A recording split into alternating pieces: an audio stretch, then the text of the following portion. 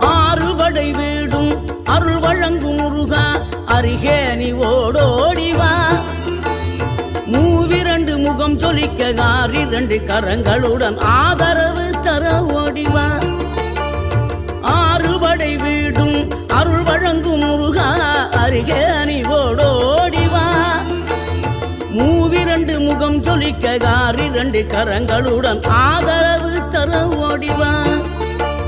ஈசன் மகனே என்னை காக்க இங்க உனையன்றி வேறாரையா. நெஞ்சார நான் நினைக்க பஞ்சாமிர்தம் கொடுக்கும் ஒரு தெய்வம் நீதானையா. ஒரு தெய்வம்